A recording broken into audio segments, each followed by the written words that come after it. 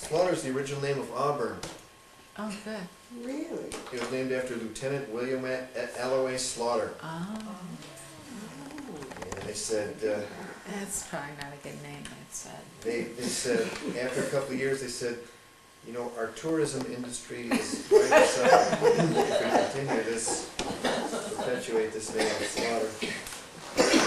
So I've been doing a little digging of the history of Auburn, and been working on a piece called A Time Before Slaughter, which is illogical. If you know, the Indian place name for the place where the White River and the Green River came together was illogical. Comes together is what it means, or striped water. There's two different sort of interpretations of that. So this latest manuscript that I put together just a few days ago, it has near the end of it, this piece called The End of One Slaughter. So slaughter is not just a man or a town, but it's sort of a way of doing business. And it's called The End of One Slaughter. So this kind of reenacts how Slaughter met his maker. And it starts out with an American sentence as an epigraph. The same alder branch scrapes my head on my walk home. Mars can't see through clouds. Slaughter, no longer a great white Cadillac, more a golden yellow Hummer. Motor runs, waits in the winter, summer, spring, fall, night, sits. Motor runs like the mind, no off switch, powers, mirrors, hunger. Decimated Duwamish, Skopomish, Sequamish, Stuckopsh, left with bingo halls, if lucky, casinos, muscle in all the wrong places, humming, exhaust perfumes, it is perfumed to slaughter, perfumes the slaughter, sonic train, aided Mars, hidden cool, January night air. What might have been a heron, Sam saw pushing the world away. Only a seagull, south he flies, ego with wings. Humming, no start to his content, no depth to his conscience, no life to his kiss, no worries for the commons, no control to his mind. Humming, only one bullet stops. Humming, the black background noise of sorties, white noise, the ring no one but he himself hears ringing. Slaughter comes around again with the mask of the liberator wolf in sheep first soft, but his words all monosyllables, modern grunts, sharp, humming along, because mine's my business, even though no, because I'm just a correspondent. Humming. Slaughter's a silhouette of a bullet in prey, falling and fall in morning. Canoe carried carcass, comfort in a warm fort so far away. Humming, Slaughter, a memory of magnesium burning in a life of seconding the motion. Slaughter, a mason, quartermaster, commissary, should have listened to his father, joined the Navy, nope, proceeded to California by way of Cape Horn, seasick all the way, 7 months, arriving, finding orders, back to the Great Lakes via Isthmus of Panama, again seasick to arrive and be sent back west, or so one U.S. Grant once told the story. No young officer worth his salt would shun a fight with Injuns. Glorious rewards, write-ups in Eastern press, but needed dreaded volunteers, rabble for these thin forces.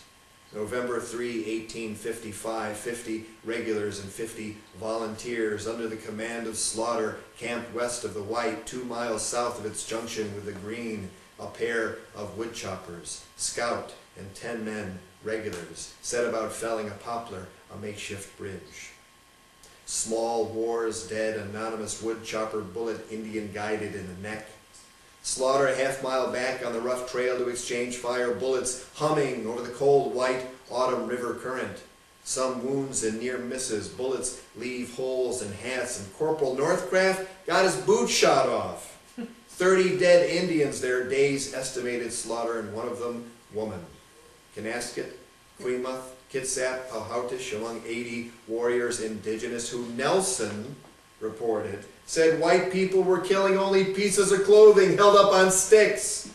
November 5, with reinforcements from Steilacoom, the warm fort, 25 more men, success in crossing the White, though lost muskets, dunkings, and Slaughter saved for now, missing a swift ride downstream, saved by one outstretched arm. marching across Muckleshoot Prairie, Andrew Burge crossing the crest of the bluff, this partner in cutting Natchez Pass, spooked, why out from a cedar stump an Indian burst, got him in the knee with a slug, Canasket his bad old self, shooting, saying his own way, "Get out. Flank, God damn you, or you'll all be killed," the words of one angry slaughter. Rain, rain, rain and snow, and no fire, lest they be spotted. These soldiers collapsed for the night on the cold, wet ground.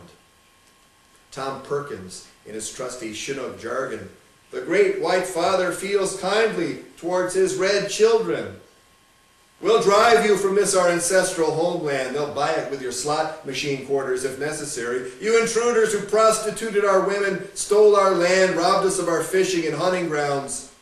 Perkins, sarcastic. "Maybe you could send 3 women." And a hail of fire drove him from the tree. November 6, 1855, south of Connell's land claimed by the Carbon River, or was this South Prairie Creek? Private John Edgar got it in the lung, husband of Betsy and the squally Yakima. This Englishman expired of gangrene at the warm fort days later. Addison Parham and 2 privates of this side-burned, Mennonite-bearded lieutenant, wounded, nothing accomplished, paying a steep price in red blood. Captain Maurice Maloney called off the pursuit November 7 back to Military Road and the march home. December slaughter camps, the 1st through the 4th, 3 days rest, 1855, the year of our Lord, by the sluggish stuck, Camp Morrison, slaughter orders, December 4th, the march, 65 men, 2 days rations, marching in rain, 8 miles of thickets and swamps, marching for glory or the Lord or to manifest destiny or just to die, marching to Brandon's Prairie, slaughter with Captain Christopher Hewitt and a pair of officers in the abandoned root house, planning a strategy to combat Nelson's Indians. Once the jitters ended, slaughter saw no danger in fire to dry clothes, cook food. Puyallup Tom tried to warn this doomed slaughter, for the way of slaughter's always doomed. All malice has injustice as its end. Puyallup Tom saw the Indian dog with slaughter, who ignored the owl hoots, greeted the soldier with the armload of potatoes, potatoes for the evening meal. 7 p.m. and this slaughter, a perfect silhouette against the fire, fell dead, legend says, without a sound. Lieutenant William Alloway, this particular slaughter ended with a bullet in the heart. His corpse, one of 3 that night, December 4, 1855, the troops marched north amidst the whoops of jubilant Indians entering their abandoned camp. Buried in the cold ground of the warm Fort Steilacoom, December 9, 1855, as Masons watched in fierce, drenching, good, ubiquitous, cleansing, north, wet rain. The number, valor, and prowess of the Indians has been greatly underrated. That's the caption of the worship. That's the captain of the worship Decatur who made that quote.